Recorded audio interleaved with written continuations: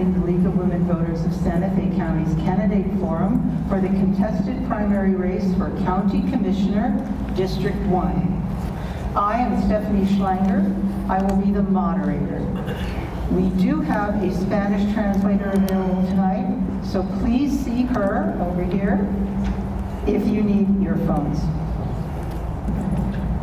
For the first time in New Mexico history, legislation was passed allowing independent and DTS voters to participate in primary elections without changing their registration.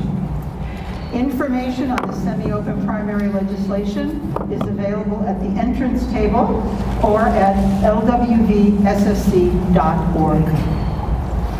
On behalf of the League of Women Voters of Santa Fe County, I want to express our gratitude to the Santa Fe New Mexican for broadcasting our candidate forums this year as a service to the community. And we're very pleased to have Robin Martin, owner of the Santa Fe New Mexican, here with us tonight.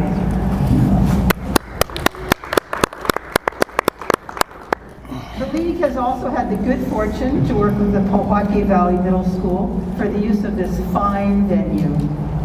And we appreciate their interest in providing opportunities for voters to learn about these candidates and for opening the school to us tonight. The League is committed to civil discourse. The candidates have agreed to follow the League protocols for candidate forums, including respecting the time limits for their responses, not engaging in crosstalk, being mutually respectful, courteous, constructive, and orderly, even when they disagree. The questions we ask tonight will be selected by our screening panel to focus on the issues that seem to generate the most interest to the community. Questions that are similar will be consolidated, and questions that are directed to one candidate or contain a personal attack will be eliminated. Due to time constraints, not all questions can be asked, so we invite you to stay after the forum to talk with the candidates. If you haven't already submitted your questions, you can email them to lwvsfc@gmail.com now or at any time during the forum. For those of you who are attending in person, write your questions on the 3x5 note cards that are being distributed somewhere. Good. Submit one question per note card and write legibly. Hold the card up when finished so our runners can pick it up and bring it to the podium. Our timekeeper, Mary Shrubin, is sitting in the front. When a candidate has 15 or 30 seconds left, depending on minutes assigned to the question, she will hold up a yellow warning sign. And when your time is up, she will hold up the red stop sign. And I ask you to respect that as best you can so I don't have to interrupt you. Thank you.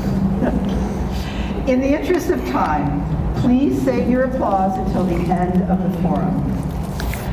Before I introduce the candidates, let me paraphrase the duties of the County Commissioner. Santa Fe County Commissioners, serving as the Board of County Commissioners, are the elected legislative and policy-making body responsible for governing the county. Their primary duties include adopting ordinances and resolutions to regulate county activities, reviewing and managing the budget, overseeing public services, that's roads, emergency services, waste disposal, and managing land use. We will begin with 2-minute opening statements by the candidates and conclude with 1-minute closing statements.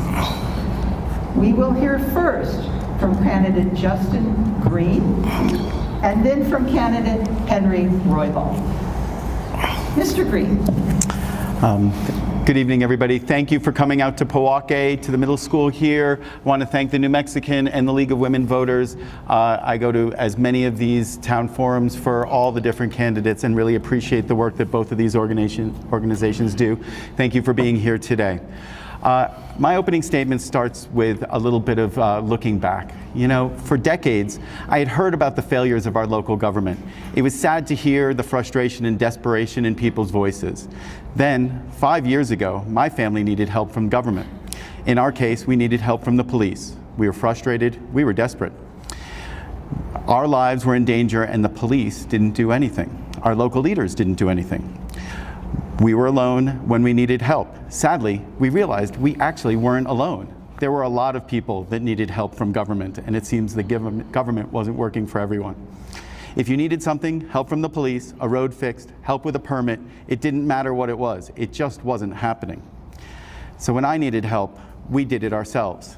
But then I realized I could do this for other people, and that was what motivated me to run for county commission. So once we did that, I asked my wife, who's here today, if I had her support to do this, and she graciously gave me the support to do this, and I really appreciate that. Thank you, Sandra. But we've heard the fact that people felt ignored, especially in the North, for years. I've heard it for decades, and there was a variety of reasons. Our politicians were not doing their job. So I'm Justin Green, and in my 3 years of being a county commissioner, I've changed this. You can call me and I answer. I listen to you, I listen to the community, I find solutions. Chimayo needed a post office, we got a post office done. 33 families in Espanola needed to secure their affordable housing, I got that done. Tesuque needed to reopen their solid waste plant, and I got that done. All the time I rallied resources. Now I need you to rally behind me to run for my re-election. Thank you so much. Thank you, Mr. Green. Mr. Roybal. Hello, and I do want to also say thank you to the Pojoaque School District for graciously letting us use their facility, and also to all my constituents here tonight. I really appreciate you coming out to support and be here. I think the other part is, you know, we need to thank the League of Women Voters. I've been in this seat before and answered questions, and I think they do a really good job in putting this together. So I want to say thank you for that, and also thank you to our community and to my wife for being supportive all these years. I grew up here in Pojoaque Valley, and I actually attended high school in this very facility. I also have always been involved with all of our community activities. I've coached youth sports for decades, and I also ran a lot of youth programs here in the community where I got to know a lot of our community members. And you know, the thing is, we're a family in these communities, and at the end of the day, we need to make sure that we are here and united. And that's one thing that I've noticed, and that I appreciate the fact that everybody here will call me and ask me different questions, whether it's about the county or BLM or even any kind of other issues, to understand even the water settlement and the road issues. I mean, there's still a lot of things that aren't where they need to be as far as our road easements, and so that's something that I'm here to work on. We got a lot of things complete during that time. We did the recreational ball field, we did the fire station, the Chupadero water system, even with the transfer station in Tesuque. Those negotiations were already in effect prior to me leaving office, and the Pueblo had already decided to reopen that. And so there's also the fire station where we got additional services so we could provide. And I think if that fire station had been opened, we wouldn't have lost the mail, our post office in Chimayo, because they would have been 3 minutes away instead of 20. Thank you. Thank you. Okay, we're going to start with our questions now, and we'll start with Mr. Green.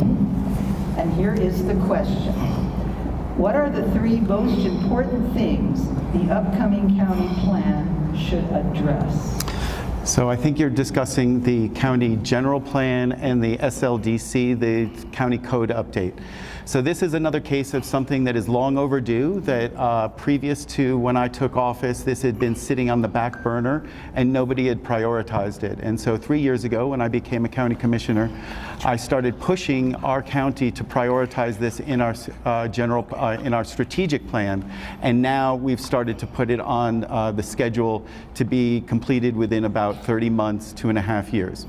So this needs to work on water use, land use of building missing middle and housing for our workforce and for our next generation families. And it needs to make walkable communities that are the type that we love about Santa Fe, but we just aren't building right now. And so our general plan is out of date, and we need to modernize it in a way that is actually, while modernizing it, is really more back to the traditions of Santa Fe and Santa Fe County and our little communities here. Thank you.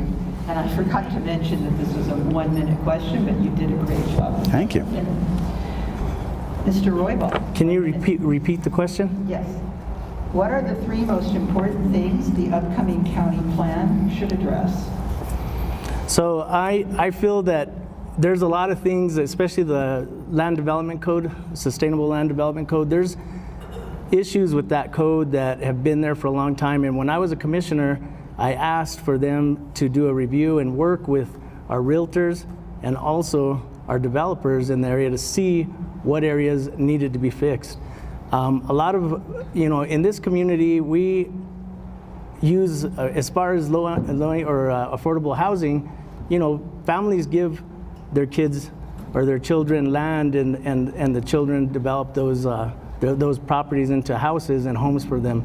And I think at the end of the day, we need to make sure that this land development code is actually easy enough for people to navigate or get additional resources so that we could provide help to constituents that are coming out to get these or to try and get building codes or building permits. I think there's a lot of different things as far as water resources. We need to incentivize having in some of the areas we have a lot of flooding. And if we did a retention ponds that actually percolated back into our aquifer to recharge that, those are issues that we need to look at as well, because a lot of that runoff, if we did that, we would actually kill 2 birds with 1 stone, being that we would help some of these communities that do have. Thank you, Mr. Rowe. Oh, I'm sorry. Oh, I didn't see that hers. I know. The sign matches her shirt. Okay. This next question is a 2-minute question, and we're going to start with Mr. Roybal this time. 2 minutes. What is your vision for managing growth in the county in the next 10 years? So when I was a commissioner, we worked a lot with development as far as doing TDRs when they do the transfer of development rights for a lot of large pieces of land where people know they don't want to develop. And so we look at those, and there was a great program where we did move forward and had the opportunity to work with that. But I think we need to, because a lot of the landowners and ranchers that are there don't realize they can sell their TDRs. So I think we need to do a better job communicating that, because at the end of the day, we have a lot of areas in the urban area that we need to do cluster development and where utilities already exist. So I think that's one thing that we really need to look at as far as the development of and smart building, being smart when we move forward to make sure that we're building in a way that we're not going to deplete the water that we do have. We're already in a situation where we don't have enough water. So I think doing that, developing, having incentives for people to do green gardens and things of that nature so that we can replenish some of our aquifer. Those are all areas that we need to look at. So, I mean, those are things that I think we need to move forward with. Thank you. Thank you, Mr. Roybal. Mr. Green. Thank you. My background is architecture and development, and so I understand the operations and the financing and the intricacies of development. And currently, we're building the wrong type of housing for our community. This is housing that is either second homes or too large and not affordable for our next generation families and for our workforce. And so I would focus on the revisions on the SLDC and the SGMP to be focused on smaller homes, what is called missing middle homes, where families can afford this. And we all want to support our kids coming home and our grandkids being able to come home and live nearby us. We need to make sure that we have housing for our police, our teachers, our medical workers, and firefighters. And that is middle-class housing, and that's what the missing middle type of housing is designed for. We need to work on water is a big issue with this, and so methods to reduce the water use through our SLDC revisions and SGMP revisions. There's a variety of methods to do that. We are already starting that, but it's going to take us about 2.5 years, and that is what I'm running for re-election, to work on further detailing this in a way that makes sense and is easy for homeowners and developers to incorporate this into our housing. Lastly, I want to work on making it where the ADU, the casita, is not as penalized. Currently, the ADUs are a great solution where individual homeowners can be part of the solution and having a rental on their property, but our current code kind of penalizes folks for their ADU. So we need to change that to make ADUs easier to build. Thank you. Thank you, Mr. Green. This next question is a 1-minute question, and we're going to start with Mr. Green this time. As a county commissioner, what would be your approach to big developments like solar power and data centers? So both of these projects have become emergent issues in Santa Fe County and around New Mexico and around the country. As a county commissioner, I've started taking part in these workshops of the National Association of Counties. I've traveled to Washington, D.C. twice and gone to 2 annual conventions where we discuss data centers and large solar developments. In Santa Fe County, last summer, we had the AES project in the Rancho Viejo area. We heard 30 hours of testimony as to whether this was safe and as to whether it was beneficial for the county. And we heard the testimony, 30 hours of testimony, and we came through it and we voted 4-1 to support this. In data centers, we need regulation soon and fast to make sure that we get ahead of this. Data centers use a lot of water, but less and less.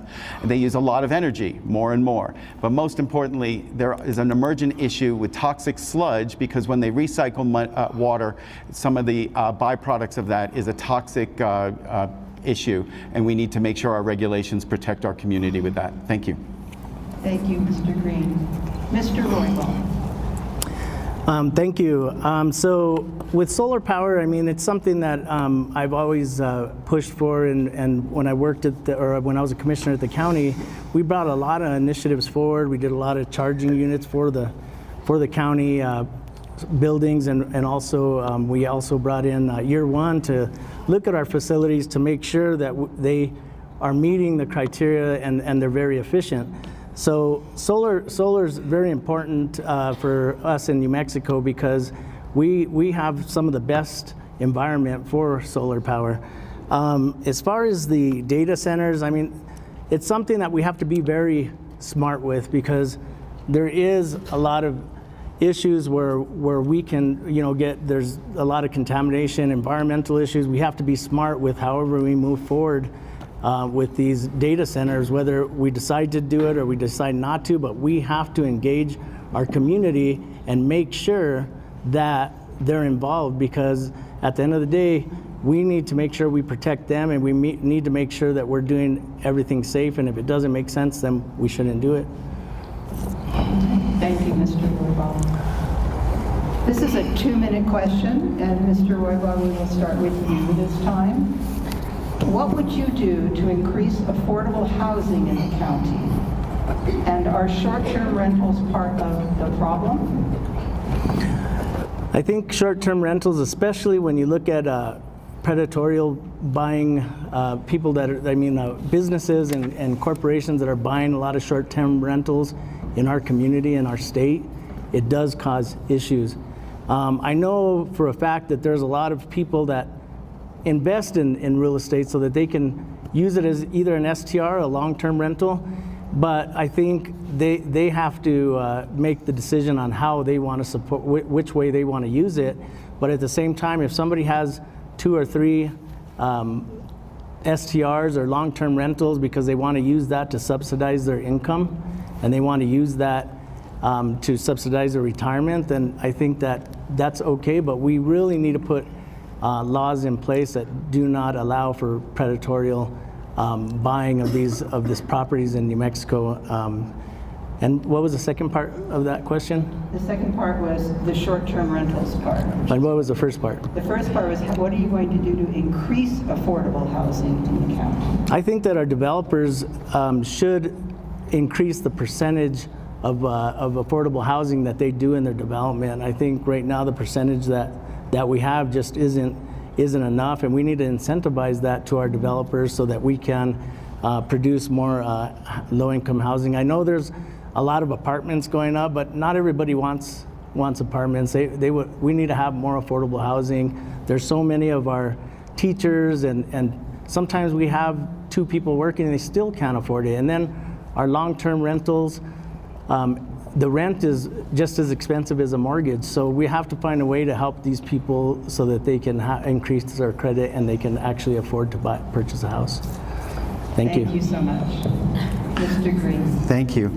So I'm proud to say that Santa Fe County passed a new affordable housing plan that had taken way too many years to get passed. And as soon as I became a commissioner, we prioritized it and we passed it in our first year. That opened up different mechanisms to allow Santa Fe County to support affordable housing projects. And what has that resulted in? That's resulted in over 700 new units coming online in the next year or so that are in line with the needs of Santa Fe County. These are low-income, income-restricted properties that are being built in areas with transportation, with areas with water and sewer resources and infrastructure that make it easy for people to live where they work and near shopping and all of the things that are needed, so they cut down on transportation burden and things like that. Santa Fe County is a leader in affordable housing right now because of what has happened in my first term as county commissioner. Now we need to focus on a segment that is not being addressed, and so that is in the 1-bedroom segment. We currently have a waiting list of well over 400 people that are waiting for 1-bedroom units, whereas the waiting list for people with 3- and 4-bedroom units is in the 20 to 30 unit. There shouldn't be a waiting list anyway, but when you're in the 400 unit space for 1-bedrooms. So we need to incentivize 1-bedroom units here. In terms of STRs, STRs are sort of have become an emergent issue and an emergent lifestyle of the ways that people travel these days. When families come to visit Santa Fe and Santa Fe County, a hotel just doesn't work for multi-generational families. And here in the Pojoaque Valley, I've met folks that have said they're getting into the short-term rental business because they want to preserve the home for their next generation, but their next generation doesn't live here yet, and they still want their family to be able to use the home for the holidays and come here, and the short-term rental is the right balance to allow for that. Thank you. Thank you, Mr. Green. Okay, this next question is a 1-minute question, and we're going to start with you, Mr. Green. What specific plans do you have to address the homeless crisis in the county?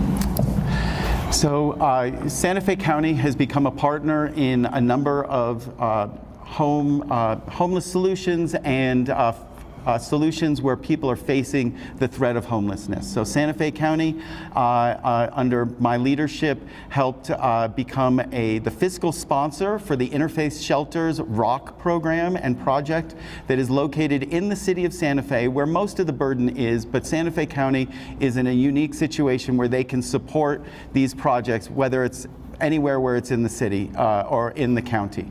We also have, we're the physical agent for the Pathways Shelter up in Espanola, and we continue to support that organization. And we're working on permanent supportive housing, and in that case, you're working with people that are disabled, have addiction issues, and issues that they are at high risk of becoming homeless.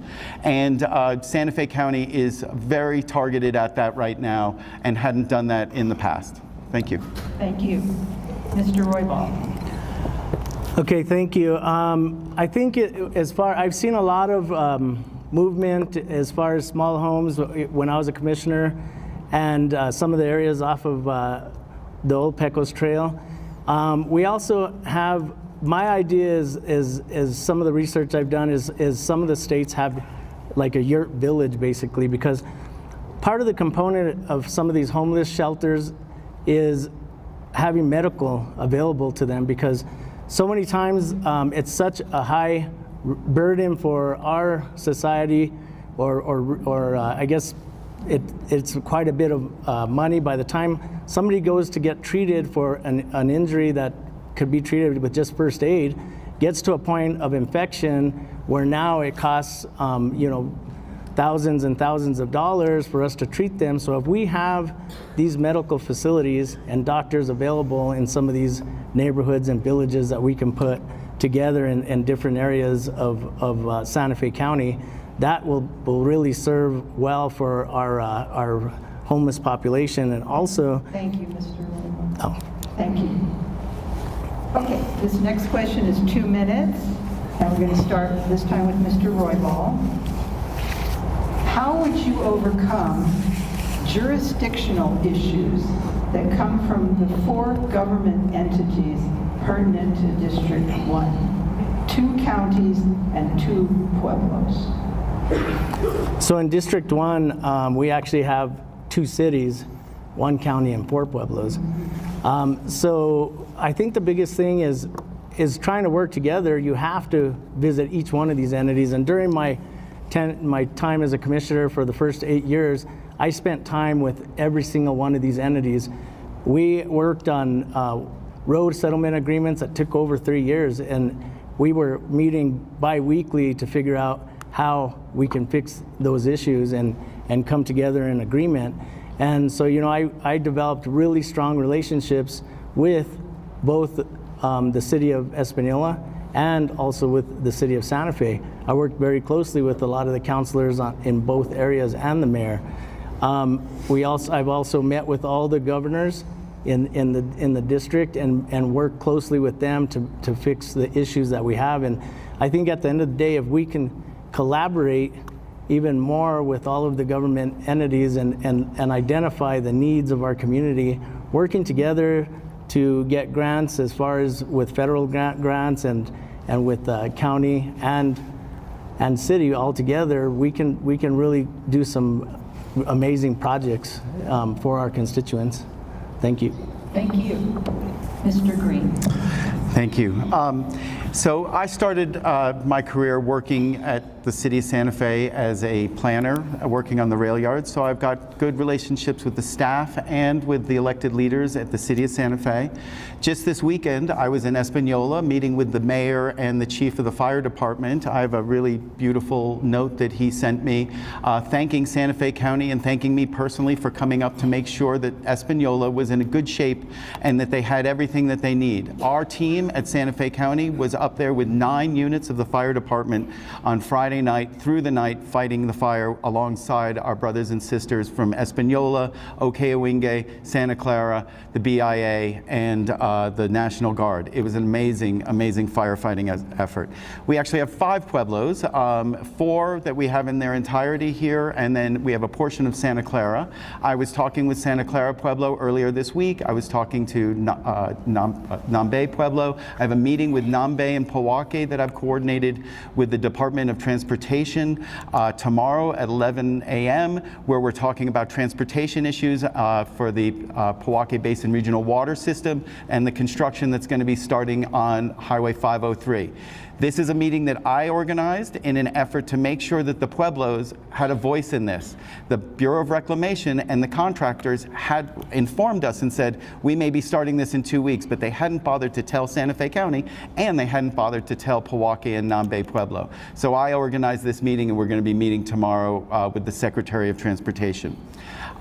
I love working across borders and working in collaboration. We've got an effort at Santa Fe County to work with the City of Santa Fe on a number of issues. We've got a joint resolution, which last year I was a proponent for, and it finally got passed with the new administration at the city, and we're moving that forward in the city. We have much better relations than we did in the past, and that has a lot to do with my attitude on working together. Thank you. Thank you. And we're going to stay with you, Mr. Green. This is a 1-minute question. Who or what organizations are funding your campaign? Organizations. So at this point, they've been individuals. So I don't know that I've taken any money from an organization per se, but I've received an endorsement from the Young Democrats, and some other organizations have said that they're going to be announcing endorsements in the next few weeks, but the Young Democrats didn't supply money for this. I think at this point, I'm funded with friends, family, and supporters that are individual supporters. Thank you. Mr. Roybal. So all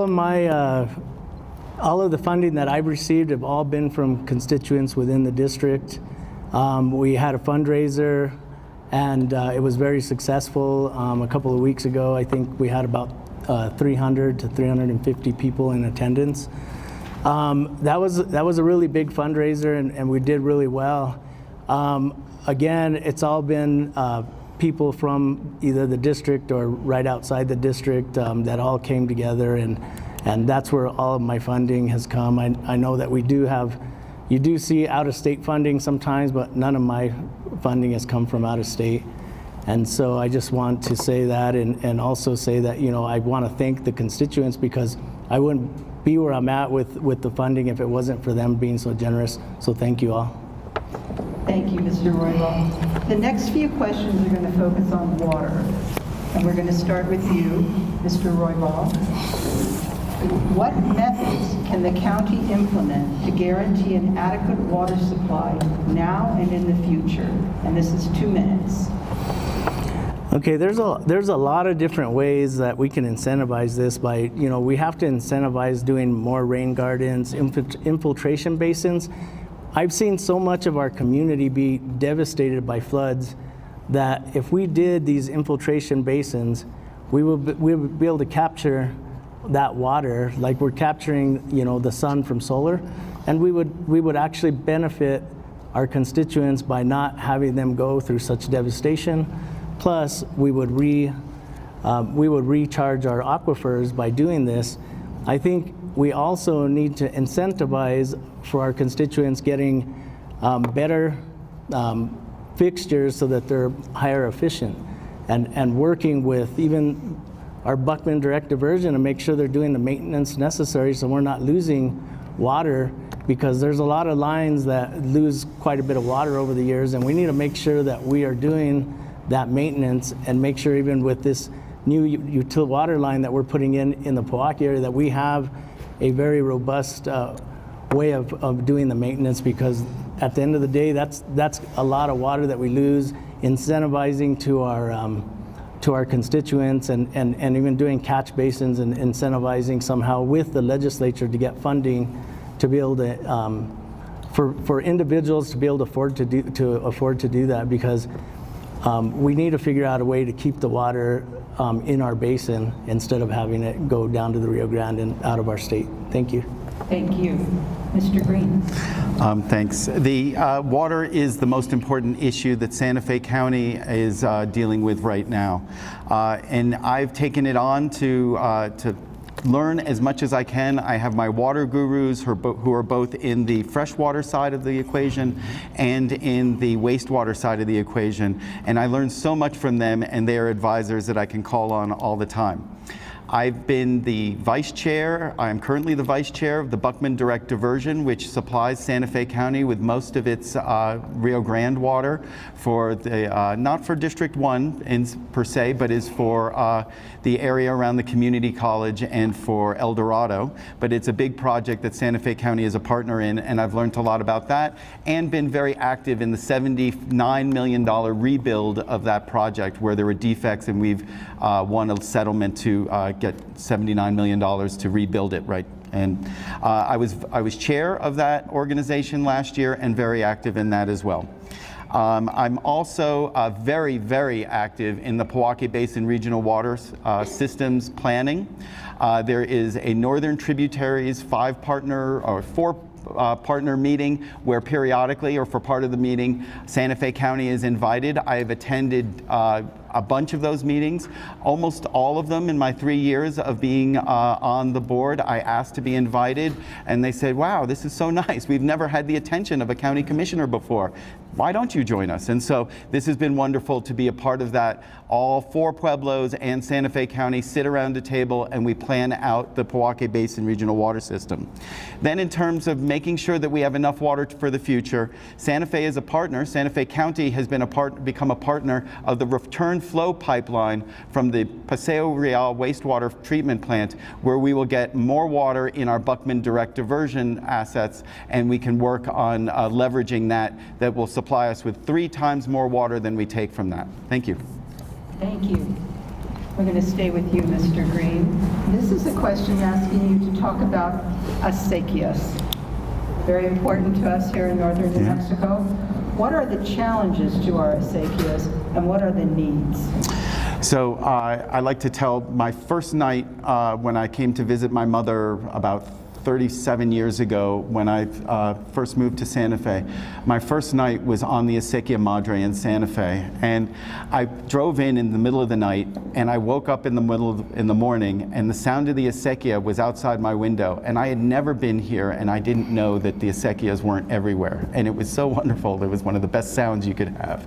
So living near an acequia is near and dear to me, and I used to work for a friend of mine, opening her acequia and filling her tanks every week in Santa Fe. Our acequias are our lifeblood for agriculture. We need to make sure that we have protective programs.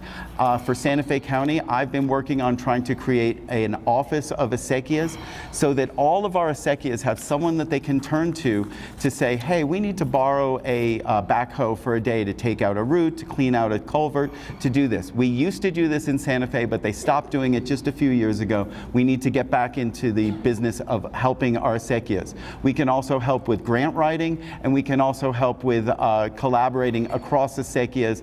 The Pojoaque region is a great regional. They've got a regional acequia association, which is pretty amazing that they all work together. They're not just individual acequias on their own, but they work together. Santa Fe County can have that office that can help leverage public works and other things to make sure that our acequias are healthy. Thank you. Mr. Roybal. This is 2 minutes, by the way. Thanks. That was I'm sorry. Okay, so acequias are very important to our communities here. We actually, you know, I was raised here, and all I did was, you know, as a child growing up, I remember sitting in the garden, and me and my cousins, and eating some of the vegetables and stuff that weren't quite ripe yet, and we thought, you know, they couldn't see us, but my grandpa would turn on the water and let us know he was there. So I think the biggest thing is the value of that has been ingrained in me. It's not something that I learned, it's something that I lived and that I grew up with, and something that I will always cherish, and it's something that I always advocate for. When I was a commissioner, we used to help with in-kind donations to the acequias because they are a quasi-governmental entity. And as a quasi-governmental entity, we are allowed to assist in-kind with the acequias, and that's what we did. I've had so many of our acequias in the community call me upset that they're not getting that that help anymore. And I guess the comment that was made is that they didn't want to get, or Commissioner Green told them, I don't want to get into doing any kind of donation that it would be considered anti-donation. And that's what, I haven't seen it, but that's what constituents have told me. And so one thing I will say is they said that, that's fallen off. And so that's something that we really need to make sure that we bring back, because these acequias depend on that. The people in this area depend on those acequias working. So thank you. Am I allowed to respond to when somebody attributes something to something that I said that isn't true? Yes. I never said that. As I mentioned, I've been very active in trying to build a program with a budget and staffing to support the acequias. The issue has been that Santa Fe County has said that they are understaffed and that they couldn't actually do this. So I've been active in producing a budget that would support our acequias. Thank you. Thank you. And this is a good time to remind us that we need to keep our remarks impersonal. Thank you. The next question is 2 minutes, and we will start with, where did I end up? With Mr. Roybal. Yeah. Yes. 2 minutes. What county services need to be improved, and how will you make these improvements happen? So I get calls a lot of times, and people are asking, where can we find assistance with behavioral health issues and paying utility bills. And so the county, when I was a commissioner, started a program where they would help you navigate to find these services. But there's still a lot of people that don't know about these services, and so we need to take the time and figure out a way that we communicate these to our constituents so that we have more that understand and don't have to try and figure out a way to find it. Sometimes they go months, years, and somebody that needs behavioral health care can't find it. Sometimes it gets too late for them to find that, and families are in need.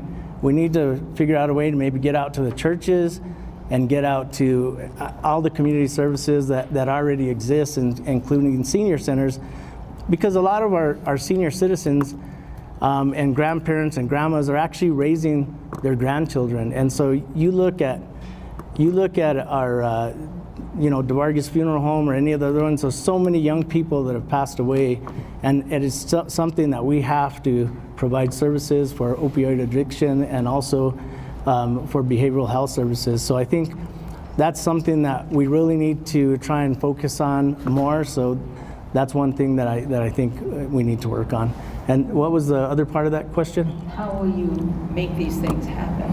How will you make these things happen? So I think the biggest thing is we need to just get out there, like I've already said, and make sure that we are working, to get the message out. I mean, now that we have this road issue going on in the El Rancho community, we went the extra effort to finally hand out cards to every single household. I mean, that's something that I think can be accomplished from the county, so that we make sure we notify all our constituents. Thank you very much. I'd like to thank Henry for bringing up something that actually I helped set up, which was communicating on a daily basis with a website and postcards to the folks in the El Rancho area. Everyone who's in the basin here, when we start doing construction work in your area, we will knock on your door 30 days before. We will send you postcards. We will send you emails. We're working on a better communication system with Santa Fe County. Partially because that was something that I thought was very important, and specifically because I thought that was very important for the Pojoaque Basin and this water project here. But other things that Santa Fe County can do and is doing is that we just invested $7 million on a new behavioral health facility for youth. This is an issue for so many of our youth in Santa Fe County, and we created a regional project that will reach as far up as Colfax County and Taos County, and our youth of the region will be able to come down to Santa Fe, and this behavioral health facility will have 8 service providers within in this single one-stop shop for everybody to come in, from bereavement to crisis management to drug treatment to all of the different services that kids need to make sure that they stay healthy and can get back on their feet. This is an amazing project of Santa Fe County, and I'm very excited that we're going to be opening that in the next few months. Santa Fe County also has the Connect system, which is an amazing program and project that brings in all sorts of services into one space, where if somebody comes into the Connect system, they get cross-referenced and referred to other service centers. It is said that if somebody comes in for food service, they're missing 80% of the services available to them. So once they come into the Connect system, we refer them to other things, whether it's youth or senior help, medical health, housing help, you name it. We bring people in and they come in for one thing and they find out about all the different services that are available to them through the Connect system. Thanks. Thank you. And we'll stay with you, Mr. Green. And you've addressed some of this already in the previous question. This is a 2-minute question. How would you increase access to quality health care in the county? So I'm proud that Santa Fe County is a big supporter of La Familia Medical Center. We have multiple centers that Santa Fe County has been a fiscal agent for and has helped them with capital work. We've done that over the last few years, and just as recently as a couple meetings ago, it wasn't this last meeting, it was the meeting before, we had La Familia coming to us and asking for assistance on their facility over in the Agua Fria Traditional Village. That facility provides a suite of healthcare services here. It's everything. I know people that work there, I know people that get treatment over there, and they are always very impressed with the services there. They deal with reproductive health, they deal with LGBTQ, and we need to make sure that our services are for everybody in Santa Fe County. And so we should not have any discrimination, and La Familia is the program that does that the best. Up in Espanola, we've been partners with some other projects up there, and then in southern Santa Fe County, I think we have some affiliates that we work with down there. But the shining example is La Familia. Thank you. Mr. Roybal. Can you repeat that question? Yes. How would you increase access to quality health care in the county?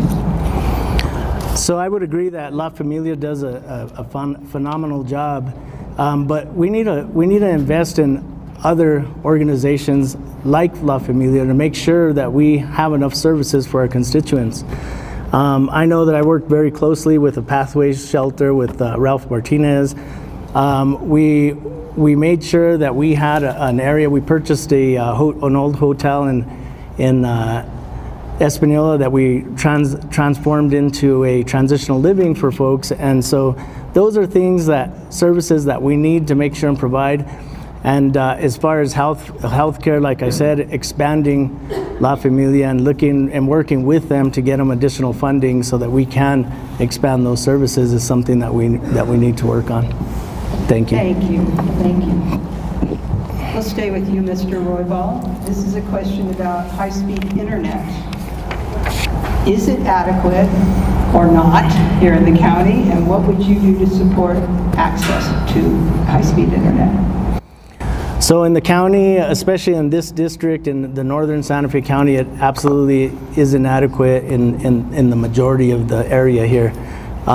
We don't even have very good cell service in most of this area. It's something that when I left, we did one project that actually did provide a lot of high-speed internet, and it was a project in collaboration with the schools. I also got some grant funding for State Road 76 that would come from Espanola and go all the way up to Chimayo. Those are things that, we really need to work on that infrastructure. We're not where we need to be. We have to invest more in that. We have to work with our communities, because at the end of the day, I know what our communities need, and I know in working with them that we just haven't gotten the service that we need or the internet. We do have a partnership with one of the internet. They're not a provider, but they're actually the one that builds out the services. So we need to work closer with them to make sure we provide that. There on 76, there is resources that we need to move poles that need to go a little bit higher. They need to move those lines so that we can actually provide service, and that's something that is still not getting done. So it's something that, you know, we need to work with that service to get it done, but absolutely not. We don't have the service we need in northern Santa Fe County. Thank you. Mr. Green. Thanks. I've been working on broadband issues in the Santa Fe area since the dot-com days in 1999 and 2000, when we were just happy to get a T1 line, which would be the equivalent of a DSL line these days. And so I've been in this space for many, many years. I serve right now as the chair of the ReadyNet Board, which is a regional broadband partnership between Santa Fe County, the city of Espanola, Rio Arriba County, Los Alamos County, and 4 tribes, Okayawinge, Santa Clara, Tesuque, and Pojoaque. We are, and then to a lesser extent, Nambe is a partner now too.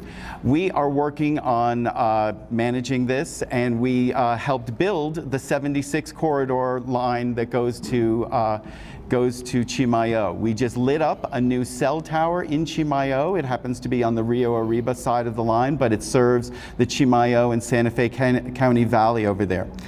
Additionally, I've been very, very active over the last probably 6 to 8 months with a proposal to leverage federal funding of to the order of $29 million for fiber and wireless in our entire county. It's not just for District 1, but it's for the entire county. This will include about 121 miles of new fiber and will include 16 new cell towers. And the cell towers will not only help with our cell coverage, but will help with our E911 radio systems for our fire, emergency services, and our sheriff's office. I am intimately in the middle of this issue and advocating for Santa Fe County to work with the partners. We meet with the Office of Broadband Access and Expansion at the state office. We work with a provider that both builds this and does the service here. I'm about as up to speed on this as anybody in Santa Fe County right now. Thank you. Thank you. Okay, staying with you, Mr. Green. This is a 2-minute question. How would you build a relationship with Los Alamos National Labs for future projects or others to support the entire Pojoaque Valley? So Los Alamos and National Labs in Los Alamos County really take a little bit of the excess money that they could spread around for our regional community here. And we should be working with the legislature, Los Alamos County, and the lab to find projects that they value in our area. Those can be lifestyle projects. They invested in a park up in Espanola that happens to be in Santa Fe County, and we need to get them to invest in more of those in our region here. They could help us with broadband, because ReadyNet and Santa Fe County's broadband is going to be built out to service Los Alamos County, and they could throw us a bone and help us invest in broadband for our area off the hill here as well. Additionally, there's power and energy upgrades that can be done in this area that Los Alamos County runs their own utility. They could help us with some utility upgrades in this area as well. Their tax receipts that they get up there should definitely be spread amongst areas here.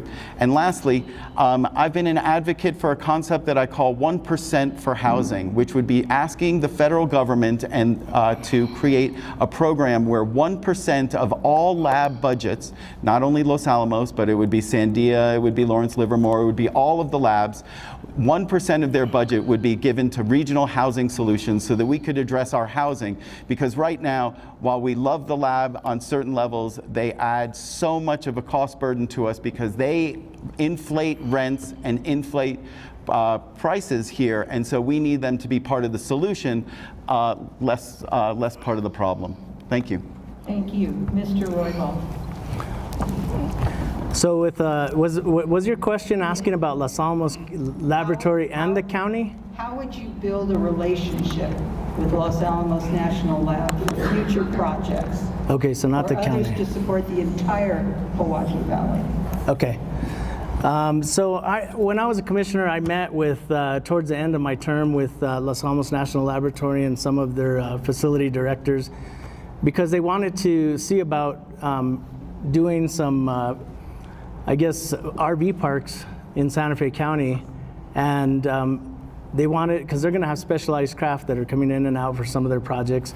And so they did want a partnership with Santa Fe County, but that was towards the end of my term, and I'm not sure exactly what happened with that, but we did look at that to try and bring some of that revenue to Santa Fe County. The other thing is they did want to exchange some of the land in Los Alamos County and with Santa Fe County, and either trade us other land or look at the San Juan Chama water rights, which I thought was a really good thought moving forward, but that still hasn't come forward either. So I think those are some partnerships. I know that the GRT is quite a bit that Los Alamos County gets, and some of the areas around are bedroom communities, are considered bedroom communities, and we provide all the services to these constituents that live in here, because the majority of the workforce for Los Alamos National Laboratory actually comes from off of the hill. So, you know, in a study that I looked at one point, I brought forward as a commissioner when I was the chair of the Regional Coalition of Llano Communities, showed how it was detrimental to our communities. And there was a bill brought forward for a study. And I think, you know, that's something that, you know, that maybe they should look at how they can partner with our communities a little bit more to help with services and resources. Thank you. Thank you. And we're going to stay with you, Mr. Roybal. And this question is, what are the expected noise levels from the Amont building? I don't think that at this point that any of that's really been disclosed, and that's some of the frustration with our communities is we've asked questions like, what kind of treatment are they going to use? What kind of chlorine? What kind of, you know, different chemicals that are going to be used, and how are they going to make sure that they don't get into our aquifer or contaminate anybody else's wells in the area?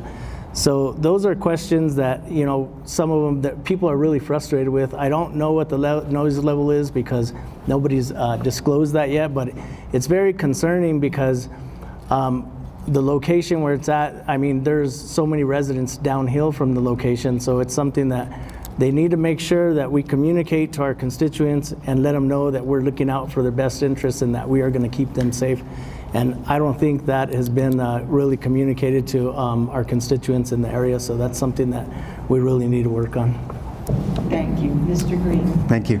So most of the treatment facility, I think, is all inside of a building, and once that building turns on, it is my understanding for the first for most of the years that it'll be operating not 24/7, and so it will be on for certain hours, and the pumps and stuff will be able to be turned off at night so that noise levels will be able to be controlled in there. That's a conversation for the BOR, and additionally just to make sure that that it doesn't interfere with the community that is adjacent to the treatment facility.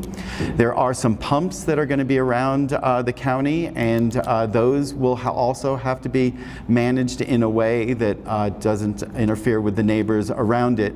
And we're going to have to turn it on, see what it's like, and take mitigation solutions to the building that surrounds it, so that we can, if there's anything that really affects people, that we take care of that as fast as possible, and so people aren't as affected by that. Thank you. Thank you. I'm going to stay with you. Quick question, 1 minute. Can we get garbage collection here, similar to Rio Arriba? So, so Rio Arriba's trash collection is not sustainable, and they've had problems with that already.